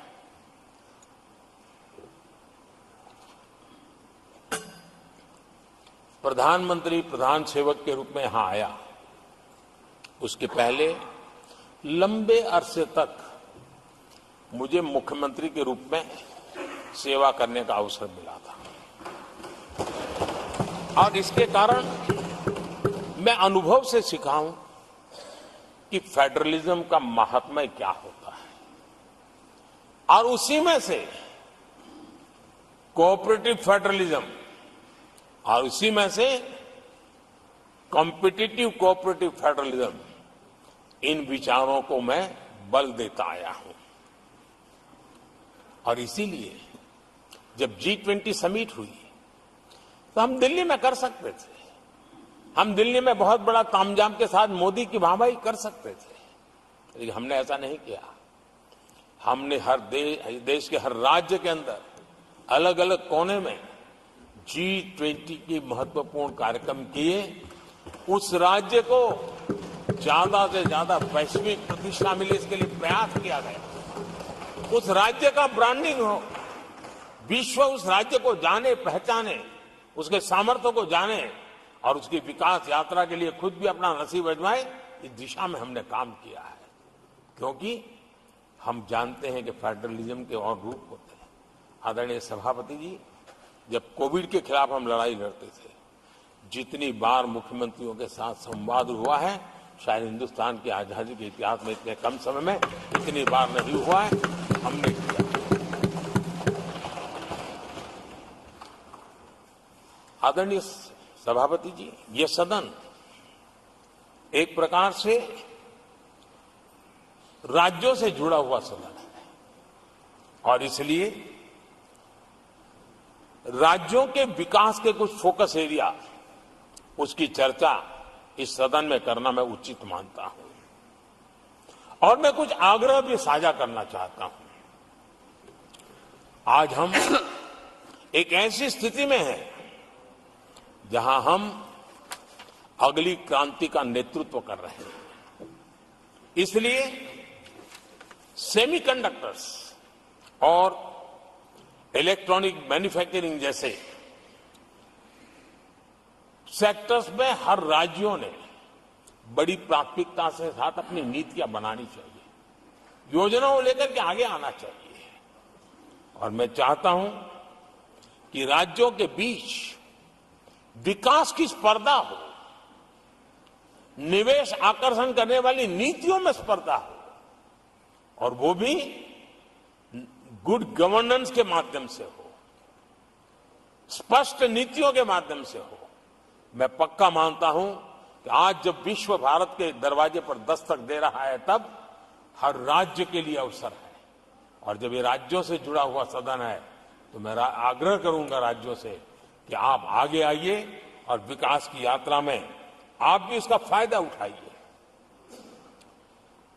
रोजगार सृजन में इस राज्यों के बीच स्पर्धा क्यों न होनी चाहिए। फलाने राज्य की उस नीति के कारण उस राज्य में नौजवानों को इतना रोजगार मिला तो दूसरा राज्य कहा है तुम्हारी नीति में मैंने +1 कर दिया तो मुझे ये फायदा मिला। रोजगार के लिए राज्यों के बीच में स्पर्धा क्यों नहीं होनी चाहिए। मैं समझता हूं कि ये देश के नौजवानों के भाग्यों को बदलने में बहुत काम आएगा। आज नॉर्थ ईस्ट में, असम में सेमीकंडक्टर पर तेज गति से काम चल रहा है और इससे असम, नॉर्थ ईस्ट, वहां के नौजवानों को बहुत ही फायदा होने वाला है और साथ साथ देश को भी फायदा होने वाला है। और नॉर्थ ईस्ट की धरती, क्योंकि एक राज्य सरकार जब एग्रेसिवली नीतियों को लेकर के आती है तो उसका, आदरणीय सभापति जी, यूएन ने 2023 को ईयर ऑफ मिलेट्स के रूप में घोषित किया था। ये भारत की अपनी खुद की ताकत है। मिलेट्स हमारे छोटे किसानों की ताकत है और जहां कम पानी है, जहां सिंचाई की सुविधाएं नहीं, वहां पर मिलेट्स, जो कि एक सुपर फूड है, मैं मानता हूं कि राज्य इसके लिए आगे आए, अपने अपने राज्य के इस सुपर फूड को, मिलेट्स को लेकर के वैश्विक बाजार में जाने की योजना बनाए। उसके कारण दुनिया के हर टेबल पर हिंदुस्तान का मिलेट होगा, डाइनिंग टेबल पर, और हिंदुस्तान के किसान के घर में दुनिया से कमाने का अवसर पैदा हो जाएगा। भारत के किसान के लिए समृद्धि के नए द्वार खुल सकते हैं। मैं राज्यों से आग्रह करूंगा कि आप आइए। आदरणीय सभापति जी, दुनिया के लिए न्यूट्रिशन मार्केट, इसका सॉल्यूशन भी हमारे देश के मिलेट में है। ये सुपर फूड है और जहां पर न्यूट्रिशन की चिंता है वहां पर हमारा मिलेट बहुत बड़ा काम कर सकता है। हम इस आरोग्य की दृष्टि से भी वैश्विक मंच पर ले जाने के लिए हमारे राज्य आगे आए, अपनी एक पहचान बनाए। आदरणीय सभापति जी, 21वीं सदी में ईज ऑफ लिविंग, ये सामान्य मानवीय का हक है और मैं चाहता हूं कि राज्य सरकार अपने यहाँ के नीति, नियम, व्यवस्थाएं उस प्रकार से विकसित करें ताकि सामान्य नागरिक को ईज ऑफ लिविंग का अवसर मिले।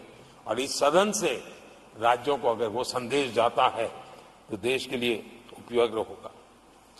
आदरणीय सभापति जी, भ्रष्टाचार के खिलाफ जो हमारी लड़ाई है उसको हमें कई स्तरों पर नीचे ले जाना पड़ेगा और इसलिए चाहे पंचायत हो, नगरपालिका हो, महानगरपालिका हो, तहसील पंचायतें हो, जिला परिषद हो, ये सारी इकाइयों में एक ही मिशन के साथ भ्रष्टाचार से मुक्ति का राज्य अगर बीड़ा उठाएंगे तो हम बहुत तेजी से देश के सामान्य मानवी को जो भ्रष्टाचार से जूझना पड़ता है उससे मुक्ति दिला सकते हैं।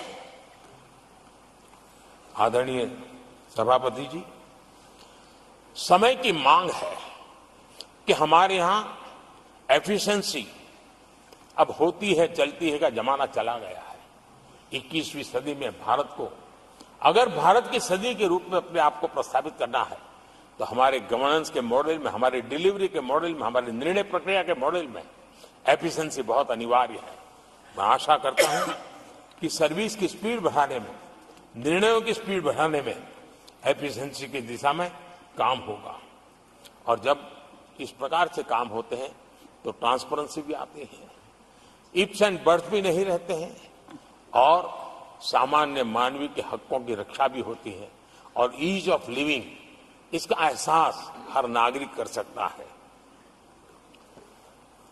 आदरणीय सभापति जी, मेरा एक कन्विक्शन है और मैं मानता हूं कि आज समय की मांग है हमारे देश के नागरिकों के जीवन से सरकार की दखल जितनी कम हो उस दिशा में हमने प्रयास करना चाहिए। रोजमर्रा की जिंदगी में सरकार सरकार सरकार, अब हम उस दिशा में जा रहे हैं। तब हां, जिनको सरकार की जरूरत है, जिनके जीवन में सरकार की उपयोगिता आवश्यकता है, उनके जीवन में सरकार का अभाव नहीं होना चाहिए। लेकिन जो अपने बलबूते पर जीवन को आगे बढ़ाना चाहते हैं, सरकार का प्रभाव उनके रोकने का प्रयास न करें और इसलिए सरकार की दखल जितनी कम हो वैसी समाज और सरकार की व्यवस्थाओं को विकसित करने के लिए मैं राज्यों से आग्रह करता हूं कि आप आगे आइए। आदरणीय सभापति जी, क्लाइमेट चेंज के कारण प्राकृतिक आपदाओं की स्थिति बढ़ती जा रही है और वो किसी को एक कोने में करने वाला काम नहीं होता है। हमने सामूहिक रूप से मिलकर के काम करना होगा। राज्यों ने अपने सामर्थ्य बढ़ाना होगा ताकि प्राकृतिक आपदाओं को हम पूरा, पीने के पानी की व्यवस्था वो भी उतना ही महत्व देना होगा। सामान्य मानवीय को आरोग्य की सेवा वो भी उतना ही महत्व देना होगा। और मैं मानता हूं कि हमारे राज्यों में राजनीतिक इच्छा शक्ति के साथ इन मूलभूत कामों की दिशा में हमारे राज्य जरूर जुड़ेंगे।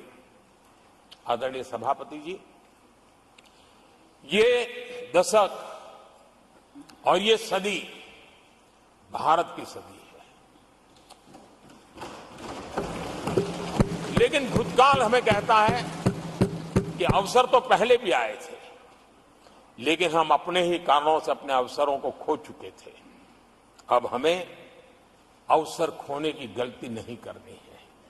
हमें अवसरों को ढूंढना है, हमें अवसरों को जकड़ना है और अवसरों के सहारे हमें अपने संकल्पों को सिद्ध करना है, उस दिशा में जाने का।